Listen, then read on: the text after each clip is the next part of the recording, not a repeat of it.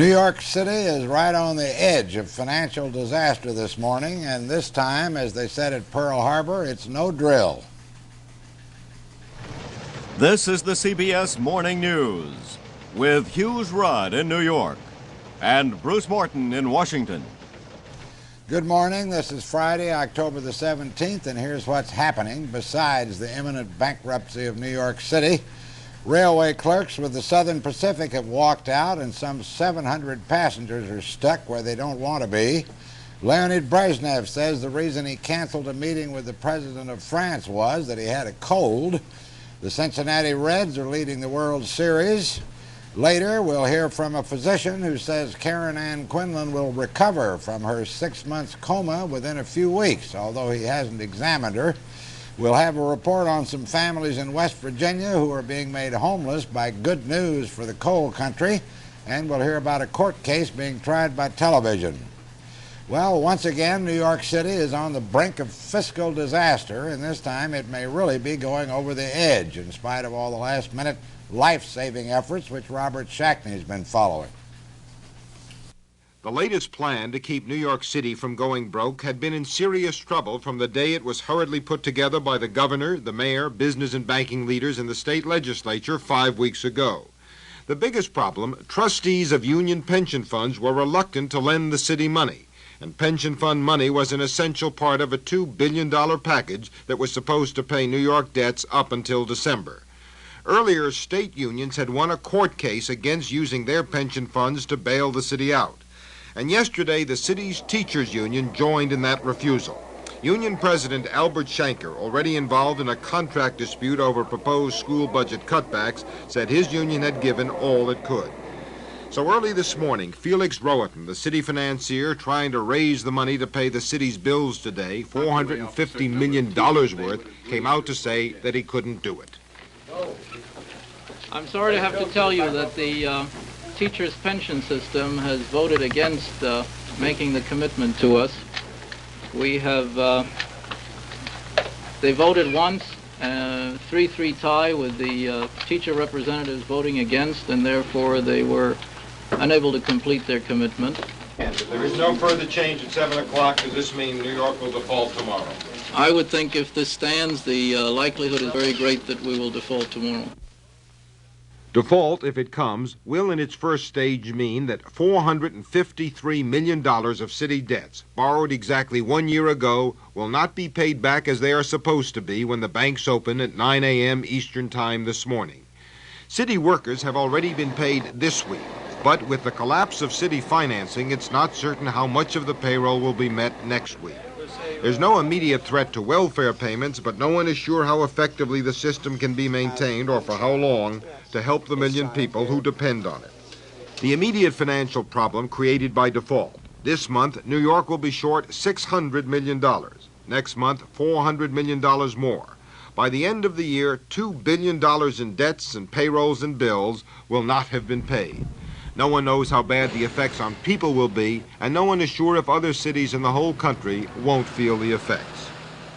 I still cannot believe that tomorrow morning these men, who are very decent men and who I think understood what we were saying to them, aren't going to come to the conclusion that their future, along with everybody else's in this city, is in their hands, that they're not going to do something about it, or at least one of them, because one of them is all we need. And I've told them that I thought it was rare to be on the crossroads of history where one person with one vote can determine the fate of a great city. Are you saying that I would hope they would sleep on that, and that one of them at least would come to the conclusion that he ought to do something. Are you asking one of the members of the UFG who sits on that board to buck Albert Shanker?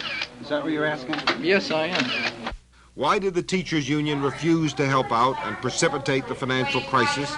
It was not the union contract in dispute, insisted pension fund trustee Reuben Mitchell. It was just that the investment was too risky. It is very questionable whether it is appropriate for the retirement system, where the pensioners' livelihood is at stake, to put too much of a percentage of our portfolio in one issue. There's still a chance, a very remote one, that money from some other source, the state or the federal government, will be found to delay default today. But even if default doesn't come today, it's apparent now that it's not very far off, unless there's major financial help from the federal government very quickly. Robert Shackney, CBS News, New York.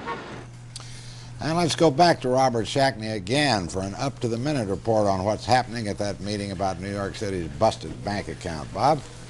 We're waiting for other members, the last small group of members of the Teachers Union trustees, to come to the governor's office, and I'm at the governor's office right now, Hughes, to take another vote to see whether or not they want to advance the money that the city says it needs. What the city says it needs from the Teachers Union is $100 million in the form of a loan. Actually, the Teachers Union is being asked to buy some state notes, but in effect it's a loan to the city. Well, we just heard that man who apparently is in charge of that pension fund saying it's just not a good investment. He said it's not a good investment, but he's just come back here. He is back in the building. He is one of the trustees, and they said they would come back at 7. They are here now, and they're going to take another vote. In short, they've left themselves an opening so they can change their minds. And there is still, we've got 2 hours before the banks open, 2 hours before the start of business, so it is possible still that the default that we're talking about could be avoided. Well, suppose they don't, Bob. What does this really mean in human terms? Does anybody know yet how many people lose their jobs? Well, the most immediate effect in human terms is the loss that the note holders will suffer. Now, note holders aren't all banks and rich people. A lot of medium-sized people probably own city notes, and they always thought they were very good investments. They could be badly hurt. Beyond that, it's very hard to tell. We're told vital services are going to be maintained in the city. There's a state law that says that the note holders will not be able to sue the city, that payrolls will be met for vital services. And the presumption is, the hope is, no one really knows, that the city will continue much as it has, initially at least. But no one is really sure, because the debt is so huge, just how long that can be maintained.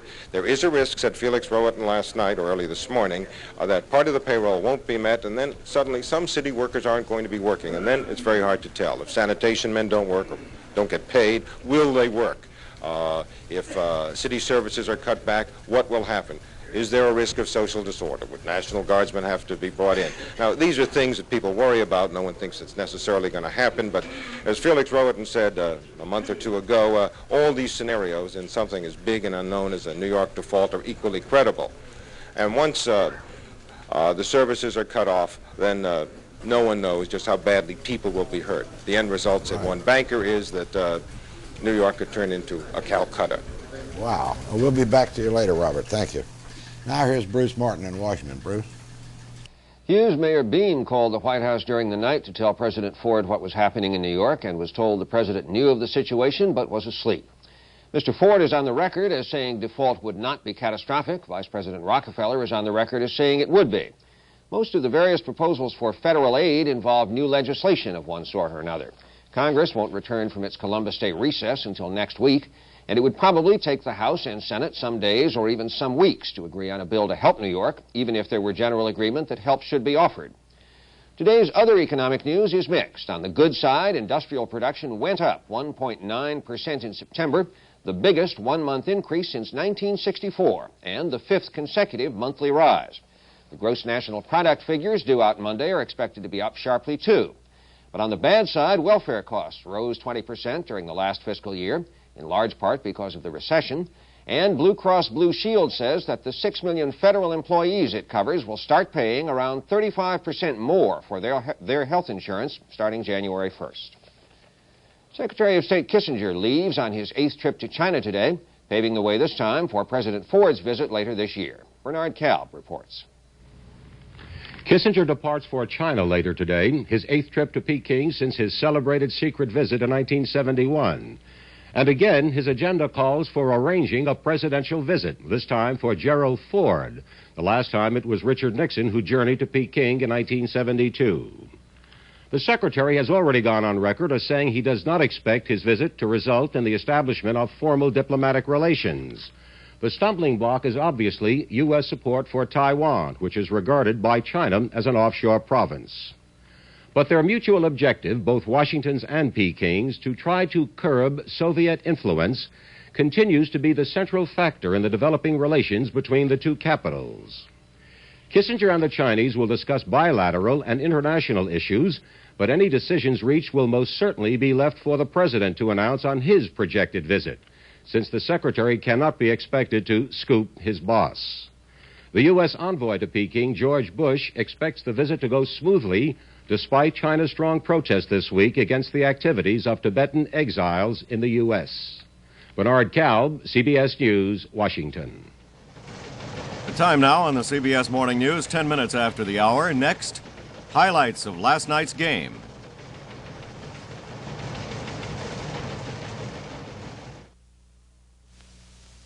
Come on over for a drink. Let's get together for a drink. Oh, aren't you drinking? What's wrong? You know, something is wrong. Drinking is so much a part of our social lives. Now it's actually become part of our language. What is a drink? I mean, where is it written that a drink is not a drink unless it contains a slug of alcohol? Isn't lemonade a drink? Isn't coffee, tea, water? Is it socially unacceptable to drink something that can't change your perception of reality? When people get the idea that they have to drink alcohol, well, that's part of our national drinking problem. What is a drink?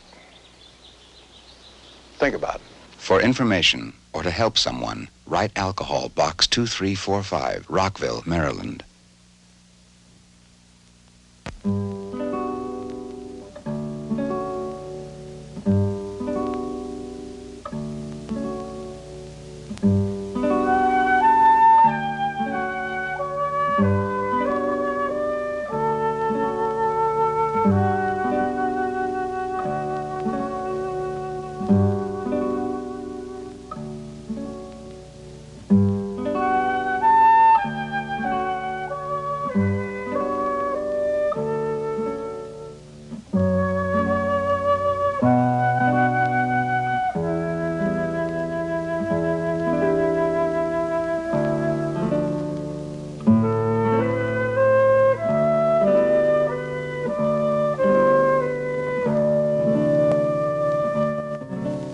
Drowning causes more deaths than anything else in your national parks.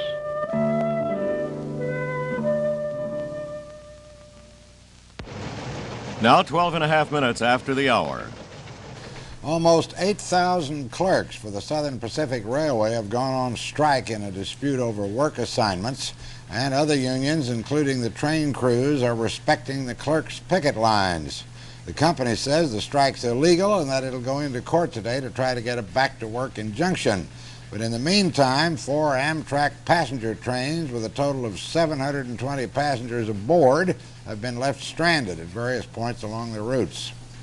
The police and the FBI are now looking in Chicago for the last holdout among the 5 men who escaped a week ago from the federal pen in Marion, Illinois.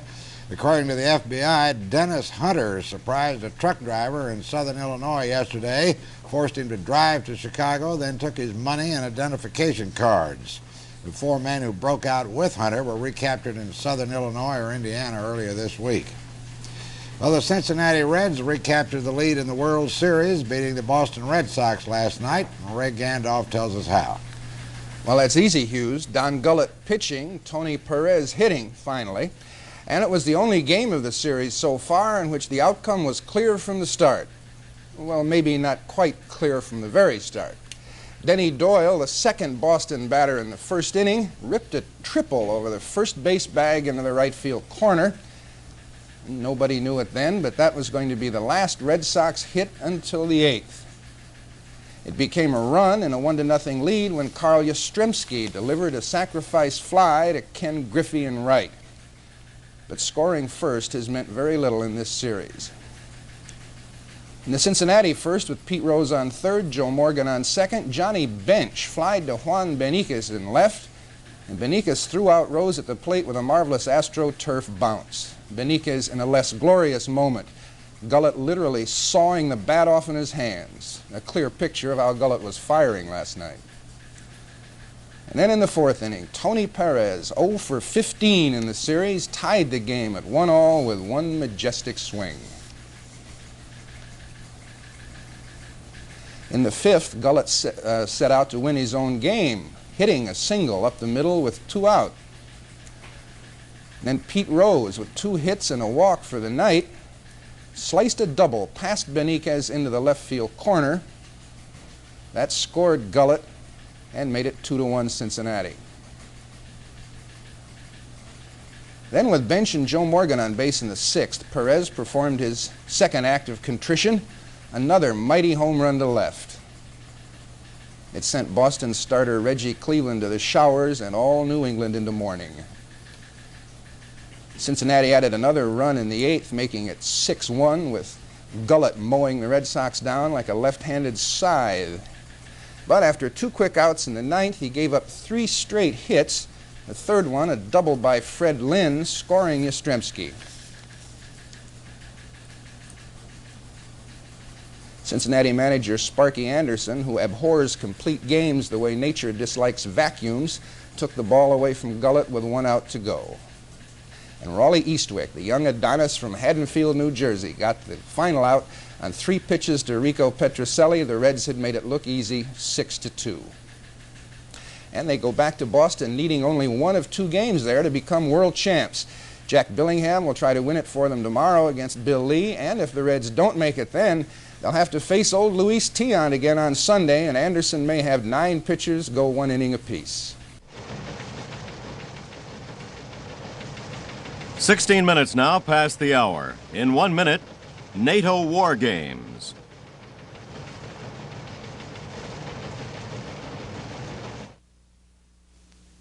Instant waxed shine as you dust. You've been hearing things like that for years. But is waxing all that instant when you only need to dust? Watch. With spray wax, you have all this rubbing. But there's no wax in N-Dust. It just coats your cloth with tiny beads that trap dust. You just wipe, and it brings back the shine. Use wax when you have to, sure. But every time you dust, use N-Dust. It gets rid of dust in half the time of waxing. Beautiful, beautiful with Windex. What's a beautiful window? Clean and sparkling clear. Won't show streaks in the sunshine. Windex makes a window beautiful. Beautiful. Beautiful. Windex with ammonia D. We're now coming up on 18 minutes after the hour.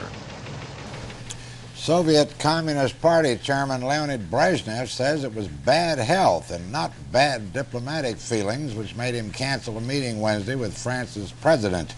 The 2 men did meet today in Moscow, with Brezhnev saying he'd been away from work for the last couple of days because he had a cold. Parts of West Germany look like battlefields now, not because there's a war going on, of course, but because the NATO countries have their armed forces on maneuvers, trying to get them ready in case real trouble ever does break out. Bob McNamara reports. In the pre-dawn darkness at the port of Bremerhaven, U.S. Marines land and strengthen Germany for the first time since the end of World War I. These nearly 2,000 combat troops, elements of the 2nd Marine Division, unload their tanks, heavy artillery, and support equipment from 4 assault ships. The Marines are part of a massive deployment of American-based troops to Germany, a deployment that includes the airlift of some 10,000 other GIs from Army bases in Texas and Kansas. It is a test of how quickly the Defense Department can reinforce its German-based units in time of war. The Army and Marine units are here to be players in this year's NATO maneuvers, war games which for the first time are being staged in northern West Germany, believed to be the most vulnerable target should a ground attack ever be launched by the Warsaw Pact. With the maneuvers being staged less than 20 miles from the communist East German border, NATO had invited Soviet and East Bloc military observers to witness the exercise. The invitations, however, were not accepted. This year's maneuvers are a West German military show, a chance for the Bonn government to display an army considered the best equipped in Western Europe.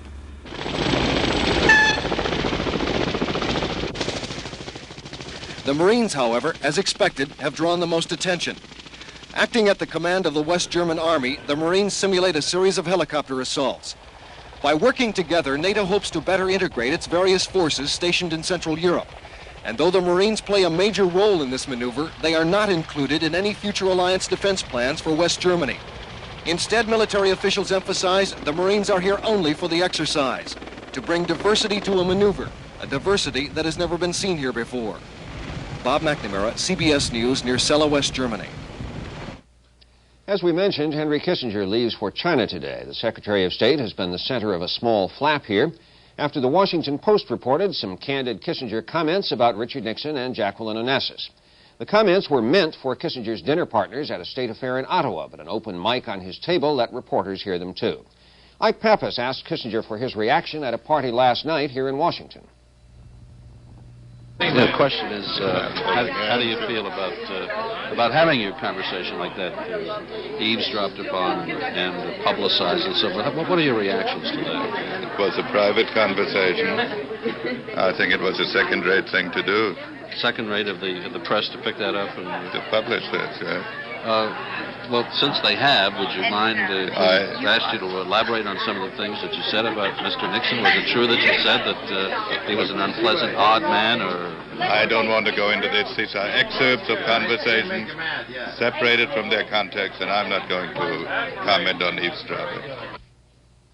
New York, New York, the song goes. It's a hell of a town. The Bronx presumably isn't up anymore. It, like the Battery and the rest of the city, is down. New York's woes, as a lot of reporters have been pointing out, have mixed causes. Some of them were made in Fun City.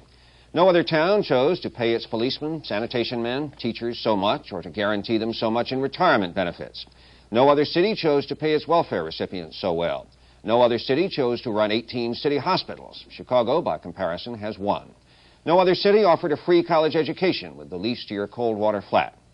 But some of New York's woes are generic, shared by other older cities.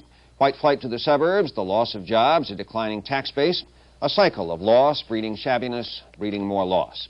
The way around that, which some western cities have found, is to expand the city limits so that what would be suburbs remain part of the city and its tax base stays healthy.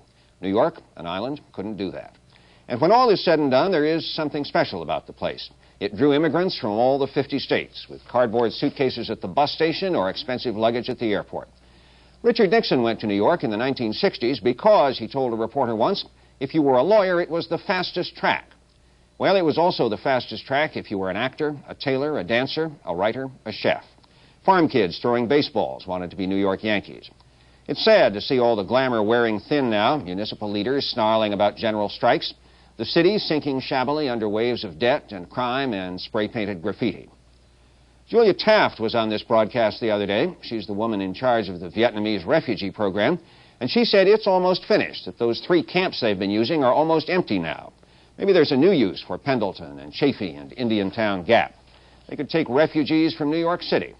You could even put up a small statue outside each of the camps, a female figure holding up a torch inscribed with something like, "Send us your sick, your hungry, and your poor. I lift my lamp beside the golden door." Stay with us. We'll have a lot more on the trials and tribulations of New York City. And speaking of trials, we'll see how one case was helped out by modern electronics, and we'll find out how prosperity in some coal mines is turning into disaster for some coal miners. The time now, 23 minutes past the hour. And you're on the right channel for more of the CBS Morning News. This is CBS.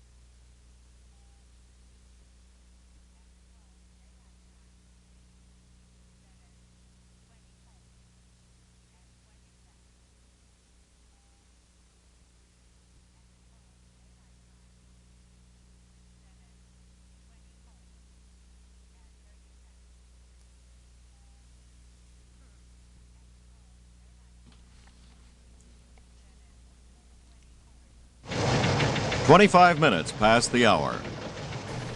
Now here's Ray Gandolf with a little baseball, a lot of track and field, and the rest of the sports. You look familiar. Well, Hughes, as duly noted earlier, the Cincinnati Reds now lead the World Series 3-2 after giving the proper Bostonians a proper whipping last night, 6-2. Don Gullett tied the Sox into knots, pitching a two-hitter until he weakened with 2 out in the ninth and gave up 3 more hits and a run. Manager Sparky Anderson, Captain Hook, took him out, though, and young Raleigh Eastwick got the final out. Tony Perez came out of an 0-for-15 batting slump with 2 home runs, 4 runs batted in, and an eager eye for the short wall in Boston's Fenway Park. That's where the series goes tomorrow. Bill Lee for the Red Sox, Jack Billingham for the Reds, and a World's Championship for the Reds if they can win. 2 of the unbeaten teams in the National Hockey League kept their early season streaks going last night. Philadelphia beat St. Louis, and Buffalo coasted over Chicago. Boston and Detroit, neither one of which has won a game yet, settled things the gentlemanly way by playing a tie. In the WHA, the Winnipeg Jets stayed unbeaten in 3 starts, beating Denver. The Spurs now 0-for-2. San Diego shut out Indianapolis in the only other game. Well, after 4 days of competition in the Pan American Games, the United States has a comfortable lead in overall medals, but it's having a most uncomfortable time in Mexico City, and it's not just the local water. Here are the standings. This country 15 medals ahead of Cuba, but all even in gold. Canada a faraway third. Now, as for détente, a crowd of Mexicans pushed and spat upon Clark Scully of Big Island, Virginia during his event, and Scully didn't hit anybody. And since his event was the 20-kilometer walk, he couldn't even run away. Bruce Davidson missed out on a gold medal in the equestrian competition when some lunkhead jumped up in front of an obstacle, started waving. Davidson's horse shied and fell, and nobody seems to know who the fellow was. And the officials in charge of the men's discus, in answer to a U.S. protest, ruled that Cuba's discus throwers had, in fact, used their own discs, a violation of the rules. But even so, they let the results of Wednesday's event stand, awarding one Cuban a silver medal. But the big Mickey Mouse hat has to go to the people in charge of the women's 200 meters, an event won, we think, by 16-year-old Chandra Cheeseborough over Pamela Giles. Jack Whitaker describes that race and how the Mary Andrews awarded the medals. The 200 meters for women. Sylvia Chivas in the middle, lane number 5, in the white jersey from Cuba, got off the best. She made up her stagger midway through the turn, but coming off the turn, look at the top. Chandra Cheeseborough of the United States in lane 1, and in lane 7, Pamela Giles of the U.S. going for a sweep. It is Cheeseborough at the top, but look at Giles come on. All we know here now at this point is that Silvina Pereira of Brazil was third. Everybody was confused. In slow motion now, watch the finish. Chandra Cheeseborough on the top, Pam Giles at the bottom, both Americans. Officials, after studying the photo picture timer, awarded the race to Pam Giles, giving both women a 22.88 clocking. But then came a reversal. The scoreboard listed Chandra Cheeseborough as the winner in 22.77, with Giles second. Then came yet another reversal. At the award ceremony, Pam Giles took the center podium and received the gold medal, with Cheeseborough getting the silver. Confusion followed, and it was only after a CBS producer took the 2 women to the press box that an official of the international governing body of track and field examined the photo timer picture, and the race was then awarded to Chandra Cheeseborough as Pam Giles left in tears. And that's how it stands now. What was Pam's reaction? Well, she didn't say nothing. She was trying to find out who won. I think she's pretty upset. You must have been very upset when you thought you were second. How did you feel when all of a sudden you discovered that you were the gold medalist? Oh, I got kind of glad, but didn't too much show it. After all that, it's nice to be able to report a clear-cut, no-nonsense, 100% pure United States win for Tom Woods in the high jump. He broke the game's record, and here's Pat Summerall with the call. He set a Pan American Games record with a leap of 7 feet 4.5 inches, and in the process broke this stadium record, which was set by the man who developed this style, Dick Fosbury. 7'4.5" for Tom Woods, who is 6'5.5" and weighs 175 pounds. A gold medal in his corner. Woods had to wait 15 minutes to make that record jump until a Mexican band finished running through its repertoire up in the stands. Hey, Chihuahua, have a good life. The time now, 30 minutes past the hour. Now here again is CBS News correspondent Hughes Rudd. And our top story this morning is New York City, which has $450 million in short-term notes falling due today and not enough money to pay them off. The city's been on the brink of default before, but this time it's looking more and more like the real thing. There had been a plan to have the city borrow part of the money it needs today from the Teachers Union Pension Fund, but early this morning the fund's trustees voted not to lend the $100 million that it had been asked for. The trustees are meeting again to reconsider, but there's no sign they're changing their minds. The agency looking for the money is the Municipal Assistance Corporation, and it was its chairman who announced earlier that the financing scheme had broken down. I think there is a significant risk that that next week there may be partial payrolls, that there may be limited payrolls, that there may be disruptions in the payment mechanism. Mr. Rowan, this is World Series week, so I'll use a baseball analogy. If you don't get a change of heart from the teachers by 7 o'clock, is that strike 3, or is it more like strike 2? Well, it may not be strike 3, but it's very close to it. I would think that if we get turned down again by the teachers at 7 o'clock in the morning, you have to remember that that the banks open at 9 o'clock, I think, and that notes are going to be tendered for redemption early in the morning. So we will have a very short time frame to do something else. I guess what I'm asking is this really the last place that the state has to look for money? Well, there's always the Federal Reserve Board, and we have indicated to the Federal Reserve the status of our proceedings, and we'll certainly be in touch with them in the morning. New York City's mayor, Abraham Beame, and City Council President Paul O'Dwyer looked down the barrel of default last night and found little to be optimistic about in the city's unprecedented situation. Well, obviously, it's a point at which the city has never found itself and which the city should never have found itself if we had gotten the appropriate help that we felt were entitled to, and which we find are given to other corporations and throughout the country, and it should be done for the people, too. We look forward to the possibility of default in the morning unless a miracle happens between now and 9 o'clock. You don't expect that miracle? No, I don't. And we'll be called upon now to make preparation to make the transition period as orderly as possible. And that would mean that we have to think in terms of priorities. What things come first? Robert Shackney is standing by right now outside the meeting where various officials are trying to come up with a scheme to keep New York City from defaulting on its obligations today. Bob, what's the latest? Well, Hughes, this has to be the ultimate cliffhanger in terms of cases of urban finance. The union trustees are back at the governor's office talking with city officials, and that question is up once again. Should they supply the city with the money the city says it needs from the teachers?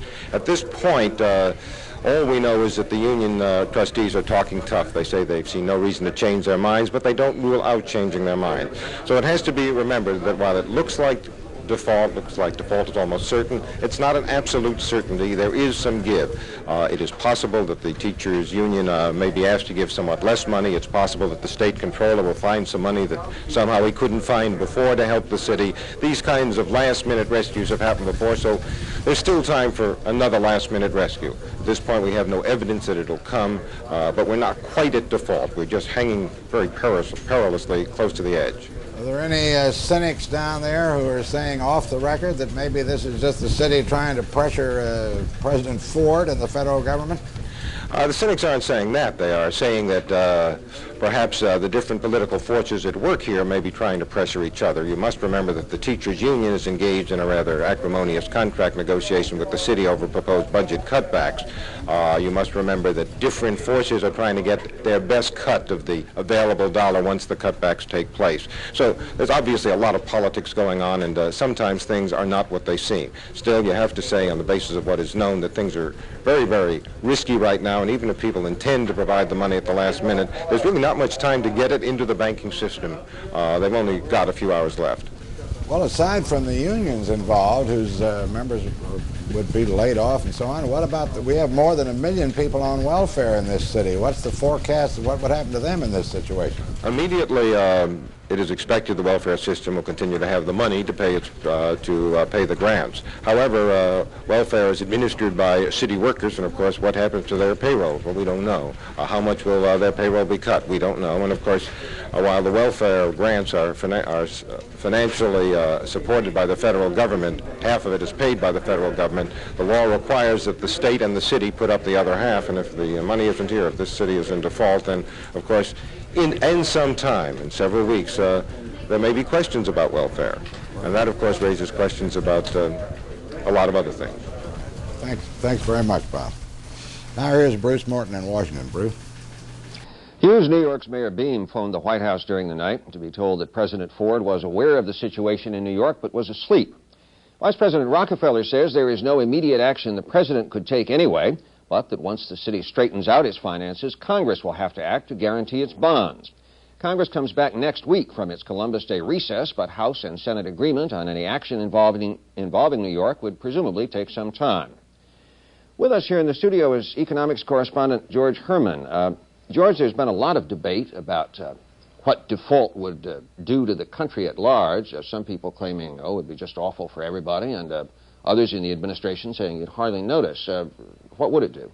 Well, first you have to find out what the default means. Secretary Simon suggested some time ago that this might be a good time for New York to defer, delay the payment on its bonds 30 days, 60 days, 90 days.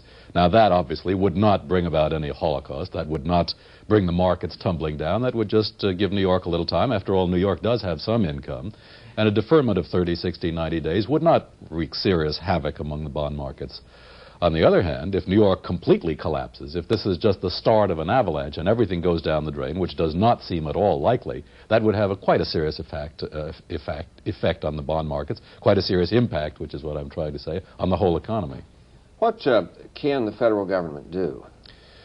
Well, the federal government can do a number of things, but mostly, as almost everybody in the administration and in the associated agencies has told Congress, Congress has to say so, because first and foremost, this is a political problem. Should the funds of the general American taxpayers from all over the country be thrown into New York City? Now, that's a political problem, and the ultimate decider of political problems is the Congress. Now, some have suggested it would take Congress a long time. It might take Congress a long time. I'm not so sure. If Arthur Burns, the chairman of the Federal Reserve Board, were to give his approval, either openly or behind the scenes in negotiations with his very good friend Henry Royce, the chairman of the House Banking Committee, if he were to give his approval to some kind of plan, I suspect that it might be passed rather rapidly. And Chairman Burns has indicated that he now thinks there is some reason to think the country might do something for New York to save the whole economy. George, one of the arguments down here is that New York City pays enormously more in federal taxes than it gets back from the federal government. Is that a valid argument or not? Well, it is a true fact, obviously, Hughes, but the question then comes immediately to mind. Shall we treat various parts and portions of the country according to how much they pay in internal revenue, in income taxes? And that gets you into a real can of worms. For example, that would immediately say that you might want to treat parts of the country which pay very little income tax rather poorly, and I don't think anybody would agree with that. Abraham Beam probably would, but... Well, they argued that during the Constitutional Convention, and as I recall, it lost. Yes, I think so. But the question also is, should we save New York because it's important in various ways? Does New York need saving? Is New York really faced with a catastrophe or only a humiliation? And you see, until we get a good look at New York's books, and I don't think anybody has yet. In fact, apparently this morning it seems likely that New York City doesn't have a very good idea of its own books. Until we get a good idea of New York's books, we don't know whether they're faced with humiliation or with genuine bankruptcy, which I think is very unlikely. But the first effect really probably wouldn't be very severe in that New York could simply say, look, we can't pay these bonds for 2 months, folks, and then nothing much follows from that. It might, there are precedents for saying we can't pay these bonds for 30, 60, 90 days. When we do pay them, there will be additional interest for that period, or there may not be additional interest. But there are various ways that this can be stretched out, and a disaster, at least temporarily, put off another 30, 60, 90 days, another cliffhanger in the making. Which would be time for Congress, if it wants to decide, say, to guarantee the bonds, which wouldn't really cost them any money. Well, it wouldn't cost them any money unless the bonds eventually do default. New York still is faced with the problem of making its revenue meet its obligations sooner or later. George, thank you. Some of today's other economic news is good, by contrast. Industrial productivity shot up by 1.9% in September. That's the fifth straight monthly rise and the biggest one-month increase since 1964. On Monday, figures are expected to show the gross national product up sharply for the third quarter of this year. On the bad side, Blue Cross Blue Shield says the health insurance rates that it charges 6 million federal employees will go up about 35% as of January 1st. Use has been very high, a spokesman explained, and costs continue to rise.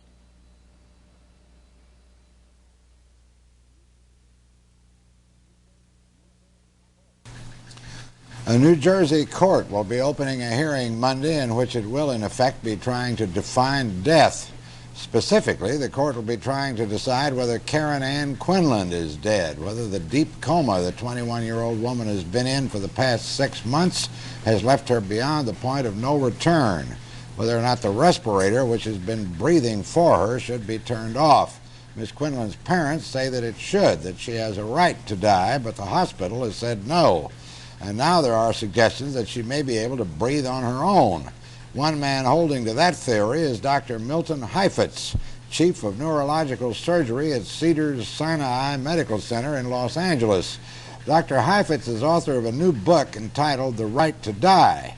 He's been called in as a consultant by several parties in this case, and while he hasn't examined Miss Quinlan, he has talked with physicians who have.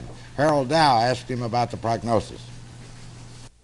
It's very possible that in 4 to 6 weeks, this girl may actually be weaned off of her respirator.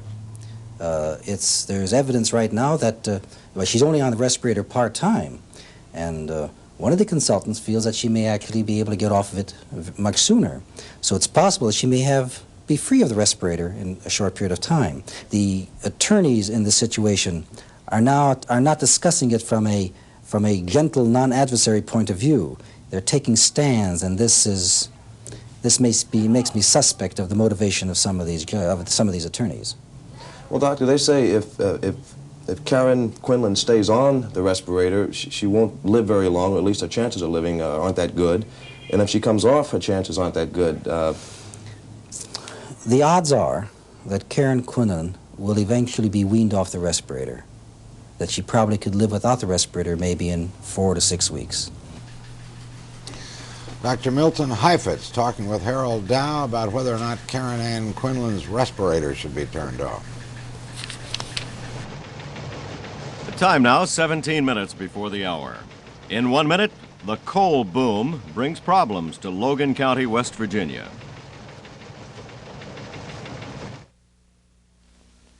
I gave Brazil a piece of my mind. Now I can identify and work with diseases most nurses have never come in contact with. I gave Mindanao a piece of my mind. Now I can grow practically anything, anywhere. I gave Jamaica a piece of my mind. Now show me an engine, I can fix it. I gave Tunisia a piece of my mind. I learned as much from them as they learned from me. I gave the Philippines a piece of my mind. Now there's no question about it. I'm a better teacher for it. There are a lot of fine minds out there. Don't take yours for granted. The Peace Corps needs your mind. It needs your skills. It needs your education. It needs them to help millions of people who are literally dying for lack of what you've got right up here. Join the Peace Corps.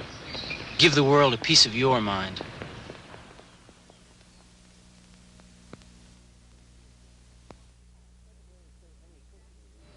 Secretary of State Henry Kissinger leaves for China today. It's his 8th trip, and its purpose is to pave the way for President Ford's visit later this year.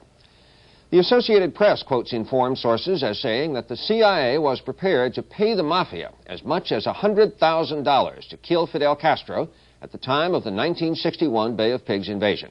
But underworld figures Sam Giancana and John Rosselli turned down the money, the AP says, and offered to undertake the mission, which never came off, for nothing.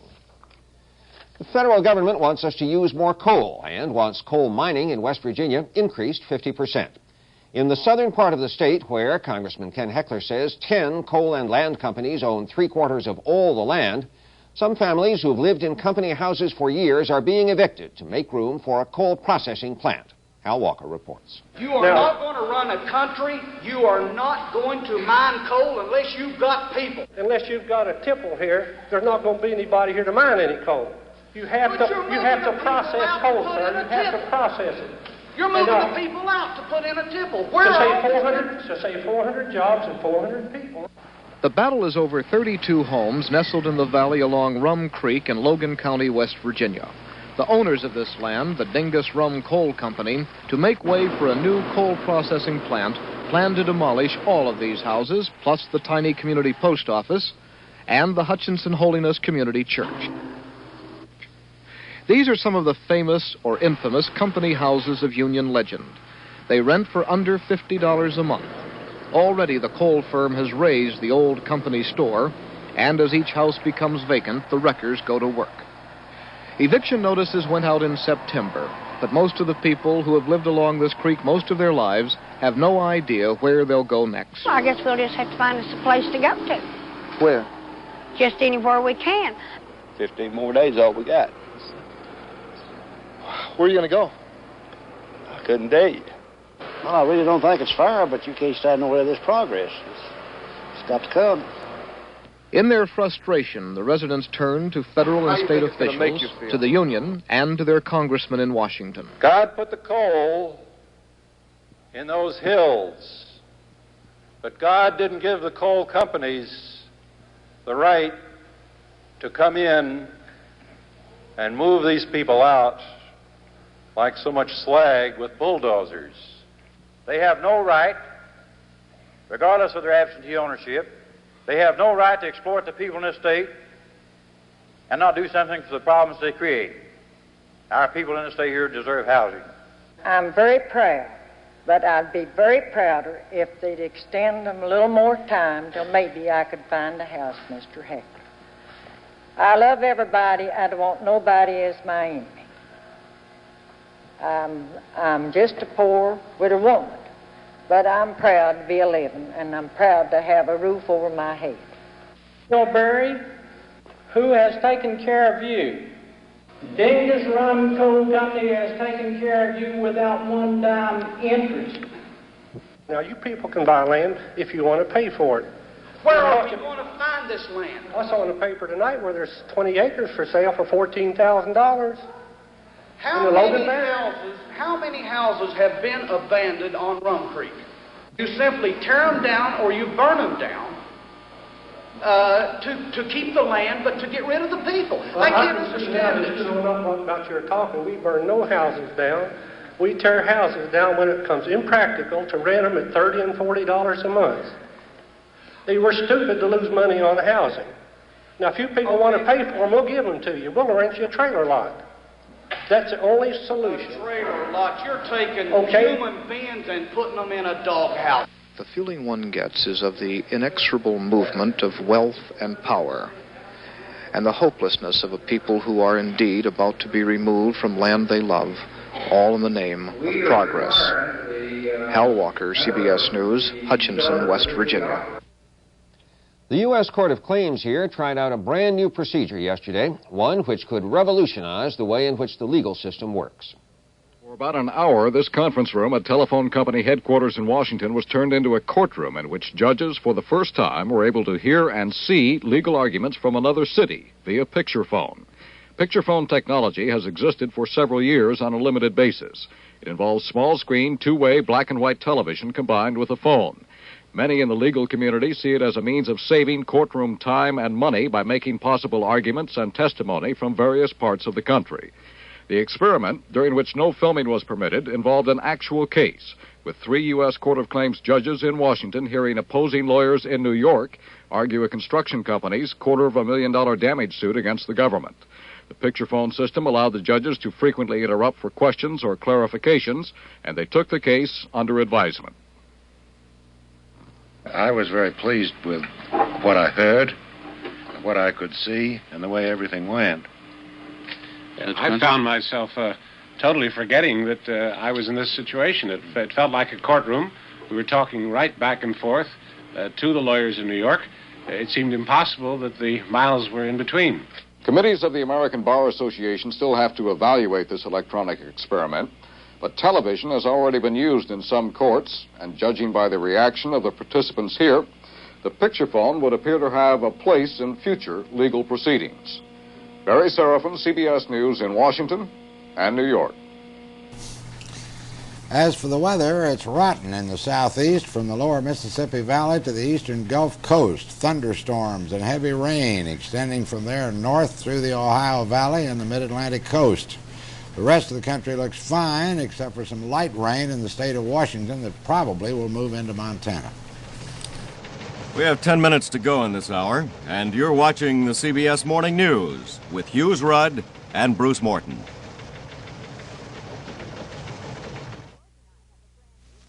George and I have a brand new barbecue grill indoors. It's our oven. Thanks to Shake and Bake Coating Mix, barbecue style. Turns your oven into a barbecue grill. Shake your chicken, then bake. No basting, no turning. It makes its own tangy, tomatoey barbecue sauce. You get real barbecue chicken, just like you cooked it on the grill. Try Shake and Bake, barbecue style. And turn your oven into a barbecue grill. One for chicken, one for pork chops and ribs. My daughter would like to introduce the first salad dressings with crunch. New from Good Seasons. Italian with cheese and croutons and Caesar. Crunchy croutons in the Caesar. Herbs and spices and crispy bits that taste like bacon. Just toss and serve. A nice change from everyday dressing. Crunch you won't find in bottle dressing. Caesar Italian. The first salad dressings with crunch. What molds into silly animals and silly shapes? Silly putty. What bounces like a ball? Silly putty. What stretches and stretches? Silly putty. What picks up pictures from a newspaper and makes them silly? And if you stretch it, even sillier. Silly putty. Are you sure Silly Putty can do all those things? Yes, silly putty is fun. Silly Putty comes in a shell shaped like an egg. Nothing else is Silly Putty. Thieves. Vagrants. It's wrong to imprison children. Orphans, abandoned by their own country, but loved by one American priest. Jason Miller stars. You do not threaten my children again, you understand that? He united the homeless and gave them hope. Don't be scared. We are your brothers. Share outstanding drama. Sunday at 8, 7 Central, with Jason Miller in A Home of Our Own. I'm your father. The time now, 7 minutes before the hour. 3 atomic scientists are splitting up this year's Nobel Prize for Physics. The awards announced today in Stockholm to 1 American and 2 Danes for their work on the relationship between the structure of atoms and the motion of atoms. The American is James Rainwater of Columbia University, and one of the Danes is Aga Bohr, whose father, Niels Bohr, was one of the founders of nuclear physics. In Game 5 of the World Series last night, Cincinnati pitcher Don Gullett threw left-handed fireballs at the Boston Red Sox, who must have thought he looked like a double exposure. Tony Perez, the Reds' first baseman, got his first hit of the series, a towering 4th-inning home run, and he did it again in the 6th, this time with 2 men on base, and that was the ball game. Gullett tired in the 9th, allowing a second Boston run, and Raleigh Eastwick secured the final out. Final score, Cincinnati 6, Boston 2. The Reds lead the series 3-2. Well, this is Judgment Day in New York City, fiscal Judgment Day, and it looks now as if the city just won't make it. What it needs before the banks close this afternoon is $450 million to pay off short-term notes which are due today. There had been a plan to raise that money with a quick $100 million to come from the Teachers Union Pension Fund. But early this morning, the fund's trustees voted not to give the money because the city looks like a bad risk. The trustees did agree to meet again before the banks opened to reconsider their decision, but there's no sign they've changed their minds. There's also the possibility the city could make one last try to get help from the federal or state governments. But the city's been turned down there before, so the city's likely to be in default before the day's out. Bruce? Hughes Mayor Beam called the White House last night and was told that President Ford was aware of New York's plight but was asleep.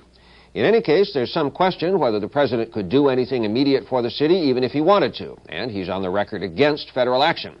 In Roanoke, Virginia last night, Vice President Rockefeller said the Congress would eventually have to act. First, the president has no responsibility or authority to do anything. So let's get that straight. The Congress is the only one that has the power, again, to do anything in this situation. I don't think the United States government can bail out, in quotes, a city which is spending more than it has income and has gotten itself into a very serious situation. However, otherwise, all cities will just lay back and spend what they want, and the Congress, let the Congress pick up the check, see? Everybody's looking for that kind of situation. You have to go far to find that. I personally think that it could be a catastrophe, not only for the city and the state, but for other municipalities and states around the country.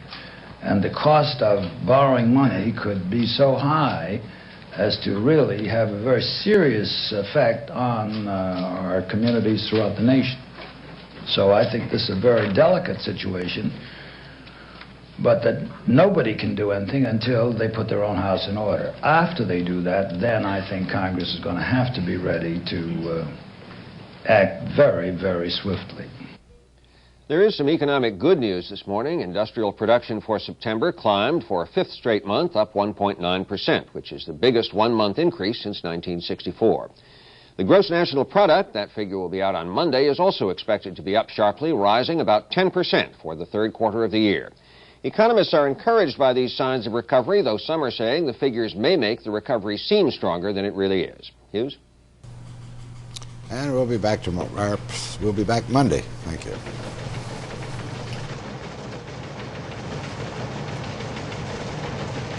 This has been the CBS Morning News with Hughes Rudd in New York and Bruce Morton in Washington.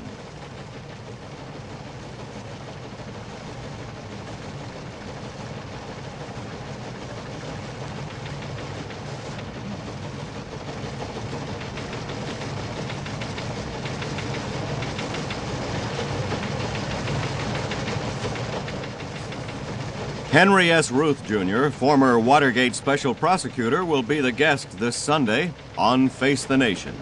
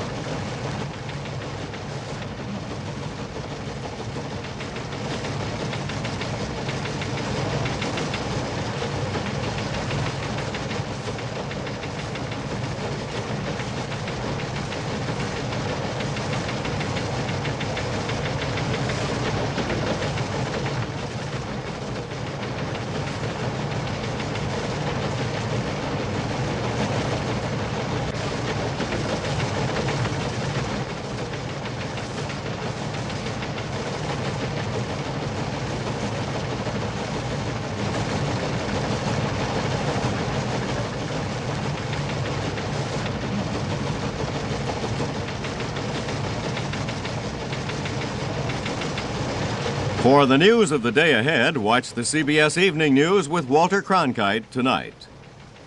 See highlights of today's events in the Pan American Games tonight at 11:30, 10:30 Central, and a full 2-hour program on the games tomorrow afternoon on CBS.